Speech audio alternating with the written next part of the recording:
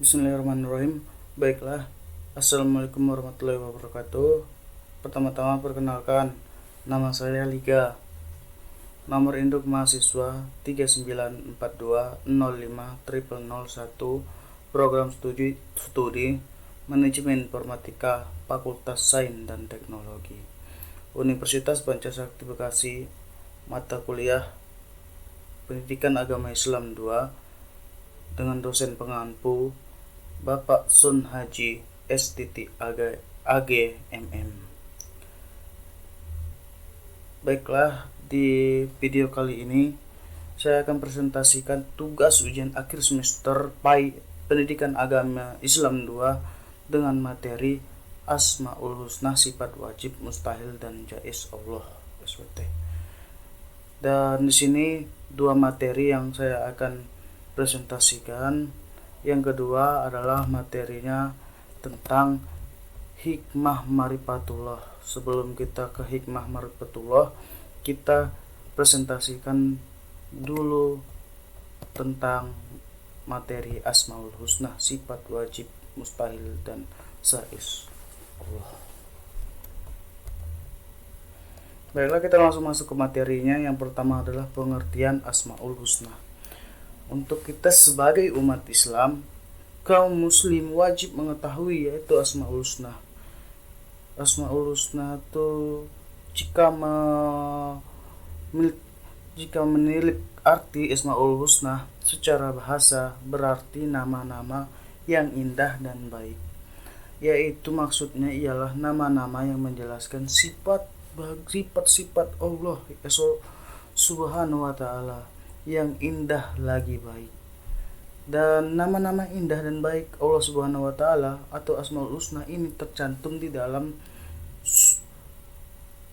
kitab suci umat Islam yaitu Al-Quran dengan jumlah nama indah lagi baik Allah Subhanahu wa ta'ala atau Asmaul Husna tersebut ada 99.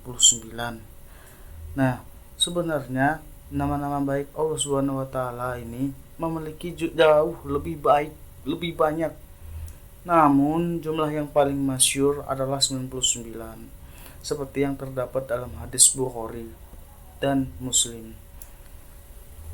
Allah mempunyai 99 nama, 100 kurang 1. Barang siapa yang memahaminya akan masuk surga. HR Bukhari dan Muslim. Nama-nama ini tidak hanya menunjukkan keindahan, namun juga mewakili keagungan serta kesempurnaannya. Terkait Asmaul Husna, Allah Subhanahu wa ta'ala berfirman sebagai berikut. Tiada Tuhan melainkan Allah. Dialah Allah yang memiliki Asmaul Husna, nama-nama terbaik. Quran Surat Taha ayat 8. Setiap Asmaul Husna memiliki arti dan makna tersendiri yang tentunya sangat baik. 99 nama Allah Subhanahu wa ta'ala ini memiliki berbagai keutamaan. Saat kamu memahaminya, itulah mengapa menghafalkan dan memahami makna Asmaul Husna menjadi satu di antara hal yang sangat penting. Bagi kamu yang ingin menghafalkan dan memahami Asmaul Husna, bisa menyimak daftar di bawah ini. Dengan begitu kamu juga akan mendapatkan manfaat Asmaul Husna tersebut. Berikut ini pengertian Asmaul Husna, manfaat dan 99 nama Allah Subhanahu wa ta'ala yang perlu diketahui. Dan selanjutnya adalah yaitu manfaat menghafal dan memahami Asmaul Husna. Yaitu ada yang pertama adalah takut kepada Allah Subhanahu wa ta'ala. Hal ini disampaikan Allah Subhanahu wa ta'ala melalui firman-Nya dalam surat Ali Imran ayat 191. Allazina yazkurunallaha qiyaman wa qu'udan wa 'ala junubihim wa yatafakkaruna fi khalqis samawati wal ardh Rabbana ma khalaqta hadza batila subhanaka fakinna azaban nar. Artinya, yaitu orang-orang yang mengingatkan Allah Subhanahu wa ta'ala sambil berdiri ataupun duduk atau dalam keadaan berbaring, dan mereka memikirkan tentang pencipta langit dan bumi. Seraya berkata, Ya Tuhan kami, tiadalah Engkau menciptakan ini dengan sia-sia. Maha suci Engkau, maka peliharalah kami dari siksa neraka. Dan yang kedua adalah mendapatkan ketenangan hati. Orang-orang yang mengingat Allah Subhanahu wa taala atau melalui zikir menyebut asma Allah Subhanahu wa taala, maka akan mendapatkan ketenangan hati. Dalam surat Ar-Ra'd ayat 28, Allah Subhanahu wa taala berfirman, Allazina amanu wa tatmainu qulubuhum bizikrillah, ala bizikrillahi tatmainul qulub. Dan artinya yaitu orang-orang yang beriman dan hati mereka menjadi tentram dengan mengingat Allah. Ingatlah, hanya dengan mengingat Allah Subhanahu wa taala hati menjadi tentram. Dan yang ketiga adalah hidup untuk beribadah dengan membaca Asmaul Husna setiap hari. Seseorang menjadi selalu ingat atas kekuasaan Allah Subhanahu wa taala. Dan dalam Al-Qur'an surat Taha ayat 4, Allah Subhanahu wa taala berfirman, Inna Allahu la ilaha illa anna fa'budni wa aqimis salata lizikri. Dan artinya, sesungguhnya aku ini adalah Allah Subhanahu wa taala, tiada Tuhan yang hak selain aku, maka sembahlah aku dan dirikanlah sholat untuk mengingatku. Dari ayat tersebut Allah Subhanahu wa taala mengingatku umatnya untuk senantiasa mengingat dan menyembahnya. Seorang muslim yang benar-benar mengikuti perintahnya, hidupnya akan selalu beribadah dan mencari keridhaan Allah Subhanahu wa taala.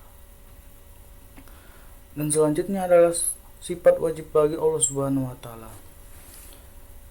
Sebagai umat muslim penting sekali untuk mengetahui sifat wajib Allah dan artinya. Hal ini karena mempelajari sifat-sifat wajib Allah adalah salah satu upaya umat muslim untuk memahami ilmu ketauhidan. Sebagaimana yang kita tahu, tauhid merupakan pilar utama dalam ilmu agama Islam. Oleh karena itu, hendaklah kita mengenal Allah lebih dekat dengan mempelajari sifat wajibnya. Dalam buku Rukun Iman karya Huda Rahman 2007 nomor 5 dijelaskan bahwa sifat wajib Allah memiliki arti akan sifat kesempurnaan dan pasti ada pada Allah Subhanahu wa taala. Manusia tidak akan mampu membayangkan wujud dari sifat wajib Allah tersebut, namun tetap wajib mengimaninya. Dan adapun penjelasan mengenai sifat wajib Allah beserta artinya yang terkandung di dalamnya yaitu sebagai berikut. Yang pertama adalah wujud, yaitu ada. Allah merupakan zat yang pasti ada dan tidak diciptakan oleh siapapun. Ia berdiri dengan sendiri. Yang kedua adalah qidam. Qidam berarti dia adalah awal atau terdahulu. Qidam artinya Allah. Qidam artinya adalah Allah adalah sang pencipta yang sudah ada lebih dahulu sebelum makhluk yang diciptakannya. Yang ketiga adalah baka ataupun kekal, artinya Allah Maha kekal dan tidak akan binasa ataupun punah.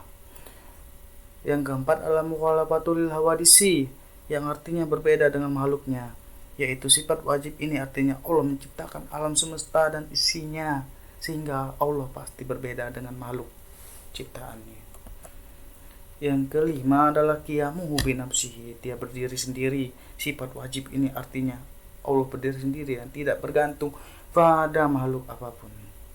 Yang keenam adalah wahdaniyat, yaitu adalah Maha Esa. Artinya Allah Maha Esa, tunggal dan tidak ada tandingannya. Dan yang ketujuh adalah qudrat, yaitu adalah Allah Maha Kuasa dan tidak ada yang mampu menandinginya kekuasaannya.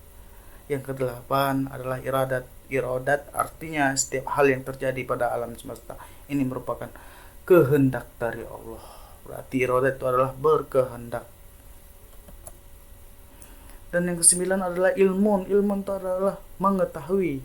Artinya Allah mengetahui segala hal, entah yang terlibat maupun yang kasat dari mata.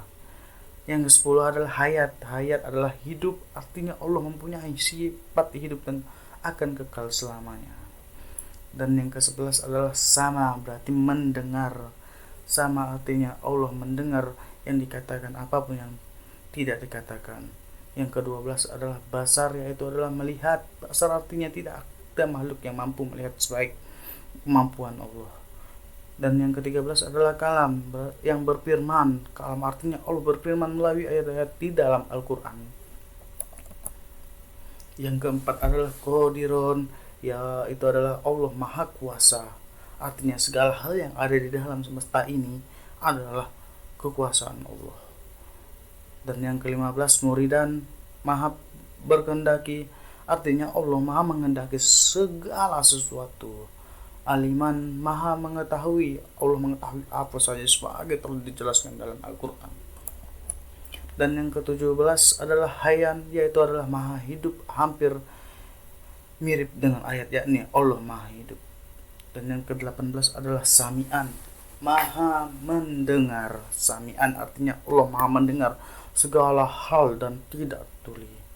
Yang ke-19 Basiran, Maha melihat. Basiran artinya Allah Maha melihat dan tidak buta.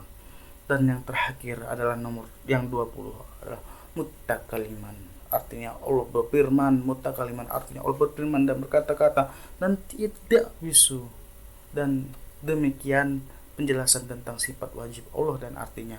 Semoga kita semua bisa lebih taat dalam melakukan ibadah dan berbuat baik kepada sesama. Amin ya rabbal alamin. Selanjutnya adalah sifat mustahil Allah Subhanahu wa taala, yaitu adalah yang pertama itu adalah Adam, yang diartikan tiada. Quran surat 7 ayat 54. Dan yang kedua adalah hudud, artinya baru. Quran surat 57 ayat 3. Dan yang ketiga adalah fana, artinya binasa. Dan keempat adalah mumat salutu lil hawadisi, artinya menyerupai makhluknya. Dan yang kelima qiyamuhu biyarihi, artinya berdiri dengan yang lain. Yang keenam ta'adud, artinya lebih dari satu. 7 ajun, artinya lemah. Dan 8 karahah, artinya terpaksa. 9 jahlun, artinya bodoh. Dan 10 adalah mautun, artinya mati. Quran surat 25 ayat 58. Dan yang ke-11 adalah samam, artinya tuli. Dan yang ke-12 adalah umyun, artinya buta. 13 bukmun, artinya bisu. Yang ke-14 kaunuhu azizan, artinya zat yang lemah. Yang 15 adalah kaunuhu karihan, artinya zat yang terpaksa. Quran surat 11 ayat 107. Dan yang 16 adalah kaunuhu jahilan, artinya zat yang bodoh. Dan 17 kaunuhu mayitan, zat yang mati. 18 kaunuhu as-sama, artinya zat yang tuli. 19 kaunuhu amma, artinya zat yang buta. Dan yang ke-20 adalah kaunuhu abkam, artinya zat yang bisu. Selanjutnya adalah sifat jaiz Allah Subhanahu wa taala. Inilah sifat jaiz Allah, hanya ada satu, yaitu billu kulli mu'minun au tarkuhu, artinya Allah itu berwenang untuk menciptakan berbuat sesuatu atau tidak sesuai dengan kehendaknya. Jaiz artinya boleh-boleh saja, dengan makna Allah SWT menciptakan segala sesuatu, yakni dengan tidak ada paksaan dari sesuatu. Juga sebab Allah Subhanahu wa taala bersifat kudrat, kuasa, dan iradat, kehendak. Juga boleh-boleh saja bagi Allah meniadakan akan segala sesuatu apapun ia mau, sebagai disebut dalam Al-Quran 28 ayat 68, 3 ayat 26, 2 ayat 284. Itu saja tentang presentasi tugas ujian akhir semester Pendidikan Agama Islam tentang Asmaul Husna. Dan selanjutnya adalah tentang hikmah marifatullah. Baiklah, kita lanjut ke hikmah marifatullah. Kita langsung saja ke materinya, yaitu adalah marifatullah. Apa sih marifatullah? Marifatullah itu adalah pengetahuan yang objeknya bukan pada hal-hal yang bersifat zahir, tetapi lebih mendalam batinnya dengan mengetahui rahasianya. Mengapa hal ini didasarkan pada pandangan akal manusia yang sanggup mengetahui hakikat ketuhanan. Hakikat itu satu dalam yang mewujud, berasal dari yang satu, dan muncul marifat seiring dengan adanya istilah tasawuf, di mana dalam tasawuf yaitu adalah dalam hal ini para sufi berusaha melakukan pendekatan dan pengenalan kepada Allah untuk mencapai tingkat marifatullah yang tinggi.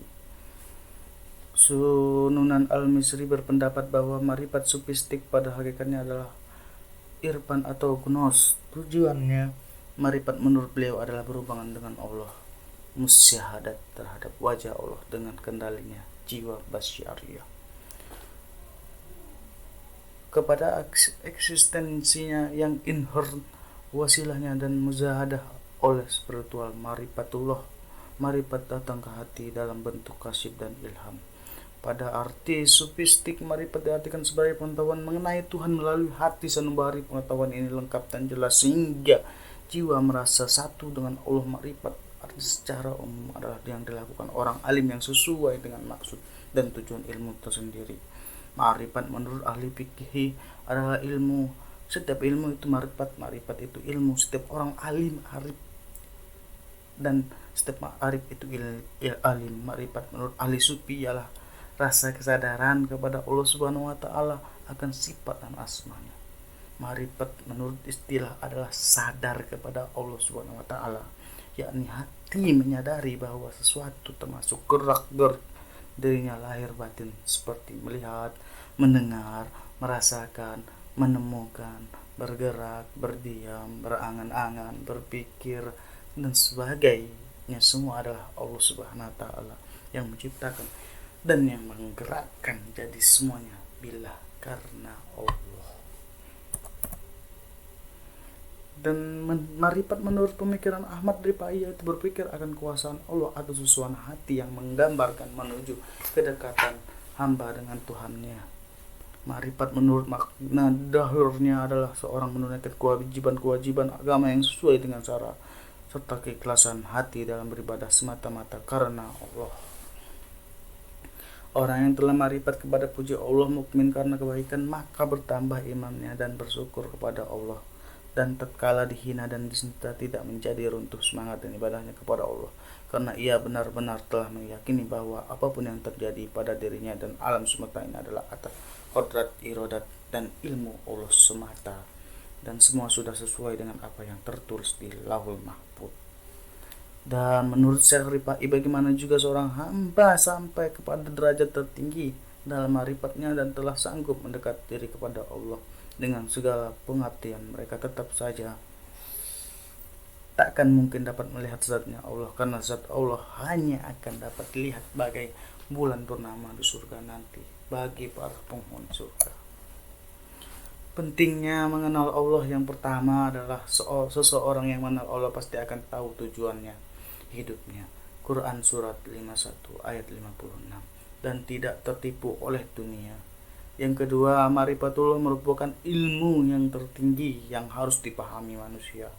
Quran surat 6 ayat 122. Hakikat ilmu adalah memberikan keyakinan kepada yang mendalaminya.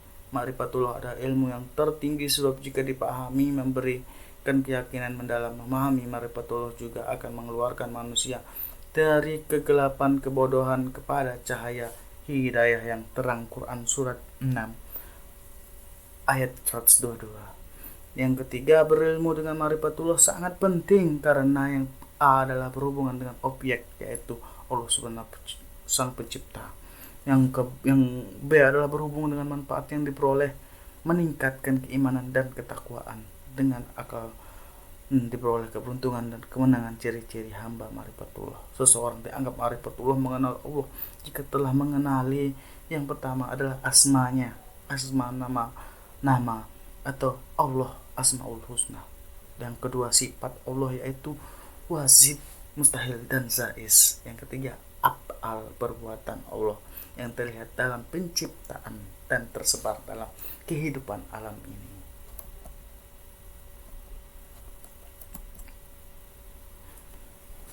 Selanjutnya adalah sarana yang mengantarkan seorang pada marifatullah adalah yang pastinya adalah akal sehat yang merenungkan ciptaan Allah. Banyak sekali ayat Al-Quran yang menjelaskan pengaruh perenungan makhluk ciptaan terhadap pengenalan Khalik sang pencipta, seperti firman Allah, katakanlah, perhatikanlah apa yang ada di bumi, tidaklah bermanfaat tanda kekuasaan Allah dan Rasul-Rasul yang memberi peringatan bagi orang-orang yang tidak beriman. Quran surat 10 ayat 101 dan Quran surat 3 ayat 190 sampai 191. Sabda Nabi Muhammad SAW, berpikirlah tentang ciptaan Allah dan janganlah kamu berpikir tentang Allah, karena kamu tidak akan mampu. HR Abu Nuaim. Para rasul yang membawa kitab-kitab yang berisi penjelasan sejelas-jelasnya tentang marifatullah dan konsekuensinya. Mereka inilah yang diakui sebagai orang yang paling mengenali Allah. Dan firman Allah, sesungguhnya kami telah mengutuskan rasul-rasul kami dengan membawa bukti-bukti nyata dan telah kami turunkan bersama mereka Alkitab dan neraca keadilan supaya manusia dapat melaksanakan keadilan. Quran surat 57 ayat 25. Yang C adalah asma dan sifat Allah. Mengenali asma, nama dan sifat Allah disertai dengan perenungan makna dan pengaruhnya bagi kehidupan ini menjadi sarana untuk mengenali Allah.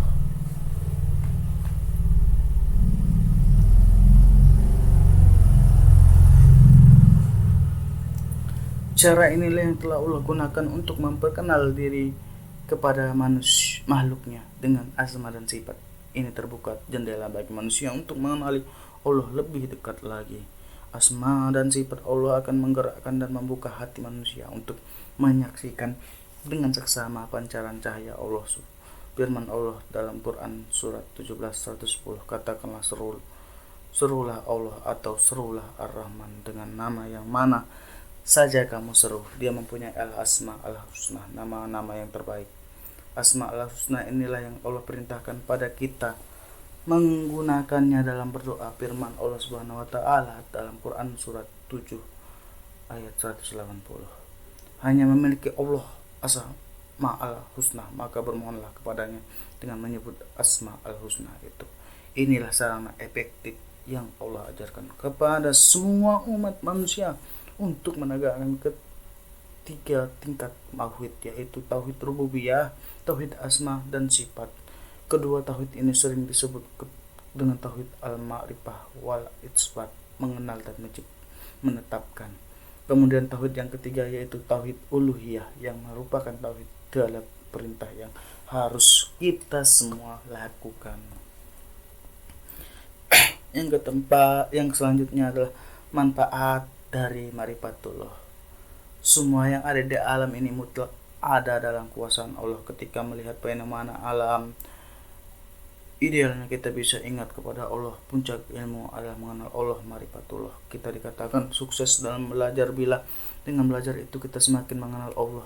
Jadi percuma saja sekolah tinggi, luas pengetahuan, gelar prestisius bila semua tidak menjadikan kita makin kenal Allah. Mengenal Allah adalah aset terbesar. Mengenal Allah akan membuahkan akhlak mulia. Betapa tidak dengan mengenal Allah kita akan merasa didengar dan diperhatikan. Selalu inilah kenikmatan hidup sebenarnya. Bila demikian, hidup pun jadi terarah, tenang, ringan, bahagia. Sebaliknya, saat kita tidak mengenal Allah, hidup kita akan sengsara, terjerumus pada maksiat, tidak tenang dalam hidup dan sebagainya. Ciri orang yang marifat adalah la khaufun alaihim wa lahum yahzanun. Ia tidak takut dan sedih dengan urusan duniawi. Karena itu kualitas marifat kita dapat diukur bila kita selalu cemas dan takut kehilangan dunia. Itu tandanya kita belum marifat. Sebab orang yang marifat itu susah senangnya diatur, diukur dari ada tiada dunia. Susah yang dan senangnya diukur dari dekat tidaknya ia dengan Allah.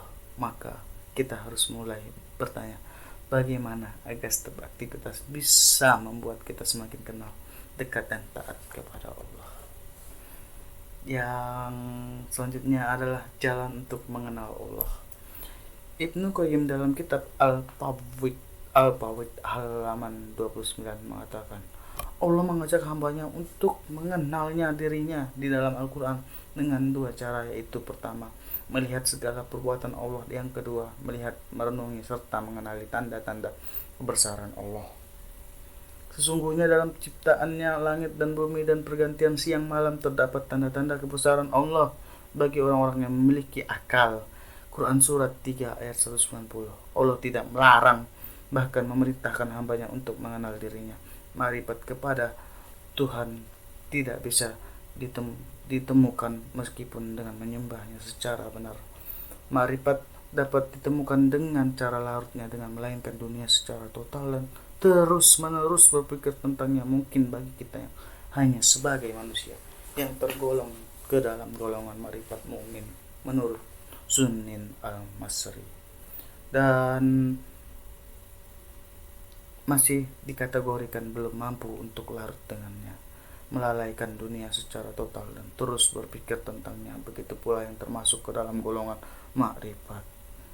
Mereka adalah para filosof, ahli ilmu kalam, dan para pemikir mereka yang hanya mengetahui Allah berdasarkan data-data empiris melalui penelitian. Sekarang marilah kita melihat diri kita masing-masing. Apakah syahadat yang kita ikrarkan mempunyai makna dan bobot tertentu, atau hanya sekadar memiliki arti bahasa sebenarnya? Yang paling penting dari syahadat kita adalah la ilaha illallah, karena awal dari ibadah adalah makrifat, sedangkan asal dari makrifat adalah tauhid. Makna dari tauhid adalah meniadakan batas-batasan terhadap Allah Subhanahu wa taala, sebab semua mengetahui bahwa segala sesuatu yang terbatas itu bukan khalik melainkan makhluk. Kalimat tauhid memiliki dua makna, yaitu makna nazar atau argumentasi akal, dan tauhid amal yang berhubungan dengan amal. Yang selanjutnya adalah tauhid, yaitu tauhid terbagi menjadi 4 bagian. Pertama adalah tauhid zat, yaitu bahwa Allah itu Maha Esa. Yang kedua, yang artinya semua hikmah kembali kepada Allah Subhanahu wa taala. Yang kedua adalah tauhid sifat, yaitu semua sifat Allah Subhanahu wa taala itu kembali kepada zatnya, yaitu di atas sebenarnya adalah hujah akal nasar, artinya bagaimana kita dapat memisahkan segala sesuatu terbatas, itu bukan tauhid dia. Yang ketiga adalah tauhid ibadah atau tauhid amali, yaitu menyangkut amaliyah atau perbuatan kita, yang artinya semua amal kita tujukan kepada Allah Subhanahu wa taala. Tauhid zat dan tauhid sifat mempunyai sifat atau perbuatan atau tetap statis, sedangkan tauhid ibadah mempunyai sifat dinamis seperti yang difirmankan Allah Subhanahu wa taala dalam Quran Surat 35:110, bahwa sesungguhnya semua kalimat taibah kembali kepada Allah Subhanahu wa taala, dan amal soleh mengangkatnya kalimat taibah.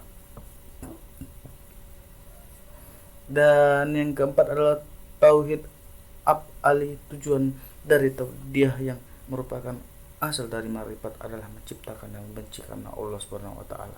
Seperti sabda Rasulullah SAW, tidaklah di dalam Islam kecuali perkara, yaitu mencinta karena Allah dan membenci juga karena Allah. Seseorang saat bertauhid, ya dia harus memiliki daya tarik tolak terhadap dirinya, sehingga pada saat kita mengucapkan la ilaha illallah berarti kita meniadakan semua yang dipertuhankan oleh nafsu kita. Berkata Imam Ali bin Ali Talib alaihi wasallam, cukuplah kebodohan seseorang itu ketika dia tidak mengenal kadar dirinya. Karena jika kita tidak mengenal diri kita, posisi kita, atau di mana kita harus mendapatkan diri kita, semakin seseorang itu pandai tetapi tidak tahu di mana posisinya, maka semakin jauh ia akan tersesat. Salah satu contohnya ia tidak mengenal posisinya ialah ketika ia tidak mengenal siapa lawan dan siapa kawan, siapa yang harus ia tarik dan siapa yang harus ia tolak. Ayat kauniyah atau ayat.